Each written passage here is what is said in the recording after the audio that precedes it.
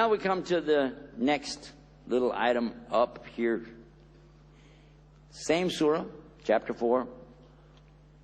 We're in still the same place, talking about 34. It's a big surah, a big ayah in the surah, big verse.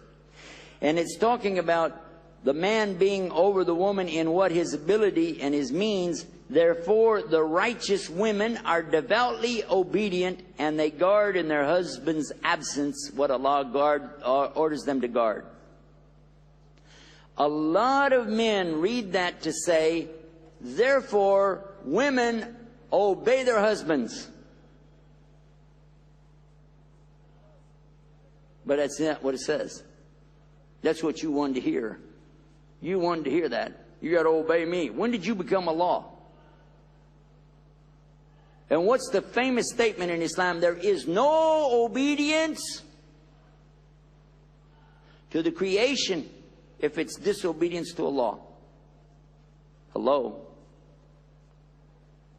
What it says, there's no period. It continues. It said, therefore, righteous women are devoutly obedient, and they guard in their husband's absence what Allah orders them to guard. Obedient to Allah. To guard what Allah has ordered them to guard while their husbands are away. Which is her chastity, meaning her private parts, and to guard whatever's of the house while he's not there. In other words, the property and so on. She's responsible. Don't walk away and leave the door open, in other words. Whoa. Now the brothers are really getting upset with me. They say, why did I bring my wife to this? I could have left her home today. I'm getting in deeper trouble. First my money, and now you won't listen to me anymore? Oh my God. Well, we're not done. We're coming up on some part you can fall back on, and it says, and as to those women whose part you see illicit conduct,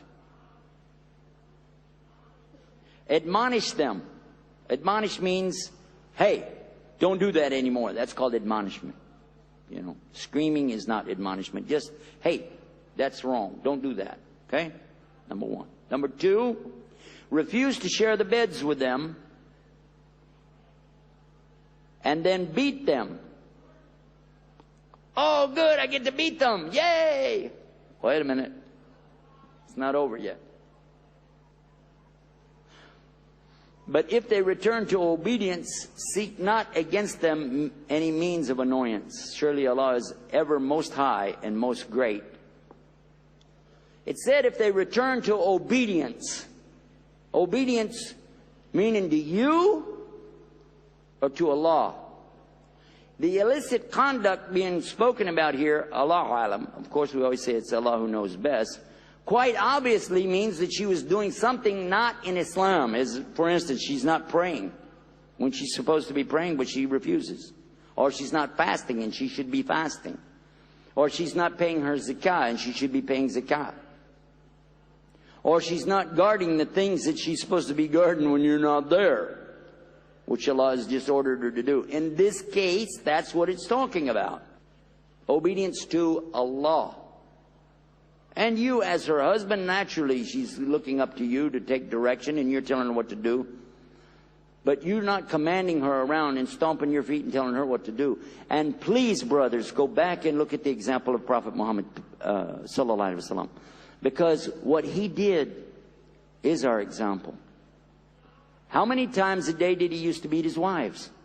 According to the media, it's like all the time. Does anybody know? How many times did he ever beat Khadija radiallahu anha? Never. Never raised a finger to her. Didn't even raise his voice to her. In 25 years. Never even spoke harshly to her. Now, Aisha, Zainab, Maryam, the cut, and all of the wives that he had. Did he ever beat them? Come on. He forbid it. He said, the best of you are the best to your wives, and I'm the best to my wives. And he said, and this is the real famous statement about beating women, he said, forbidding the men to beat their women, he said, how can you beat them like an animal in the day and then want to go to them like a wife at night? So this idea of beating women with a stick or a whip and all of the stuff they showed on TV is totally not, it's against Islam. It has no place in Islam whatsoever. And you should hate it. You shouldn't tolerate it, regardless of who's doing it, because it's wrong. It's absolutely wrong. The beating in this verse was explained by Prophet Muhammad sallallahu alaihi wasallam. And unless you're willing to take it on your shoulder to say that you're better to tell us what's in the Quran than he is, and I don't think you're ready to say that, then you better listen to what he said about that. He gave the example when he took his toothpick out of his pocket, which is about this big, and hit himself on the arm, and he said that's all it is. Because it, according to Dr. Jamal Badawi, this was the symbol of the third talaq. Now go back and look at it again. You admonish them. This is a big warning. If you don't listen to what I say, we could be on the verge of a divorce here, lady, because you not praying is something that I can't deal with. You not fasting is something that's not going to work. Second, she still hasn't listened to you. This means after a period of time. Inshallah. Then you refuse to share the bed with her. Now that doesn't mean you move out to the hotel. That means you don't have intercourse with her. A woman knows, okay, if my husband's not doing that, he's pretty serious. He wants me to wake up. And that again is going to be time. Because how do you refuse to share the bed with her for 18 minutes or something like that? I mean, you know, it's obvious this is going to be for some time. She still doesn't respond. So, that's when the final comes. The jab with the miswak, if it's of a benefit. Otherwise, just divorce her. Because you don't need to be married to a lady that doesn't want to follow Islam. And if you're miserable, then let her go her way and you go your way. And be nice.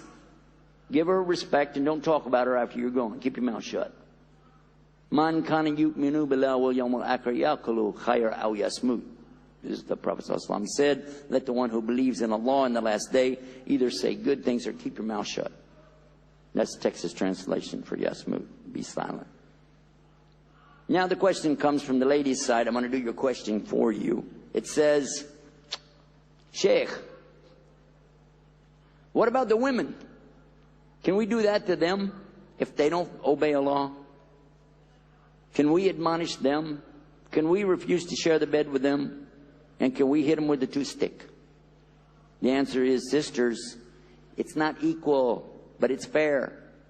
You don't have to do a 3-stage deal. That's only for the men. When you're ready for a divorce, you just can get it. It's much easier for the woman to get a divorce than it is the man, because she doesn't have to go through all the steps. She just goes over to the imam and says, guess what? I don't want to be married to this guy anymore. How many of you knew that? It's in the books. It's clear. When a woman wants a divorce, she went straight to the Prophet ﷺ and she said, I can't stand to look at him. That's it. That was her only statement. I just cannot stand to look at him. And then, okay, you're divorced. It's a lot easier for the lady, wasn't it? So, if you came into the program today thinking that we're going to jump all over the lady's case, guess what? We found out the difference between rights and limitations. And we found out that equal rights is not what Islam is about. But fairness in every situation is definitely what the Prophet ﷺ brought to us 1400 years ago. أفمن شرح الله صدره للإسلام فهو على نور من ربه فويل للقاسية قلوبهم من ذكر الله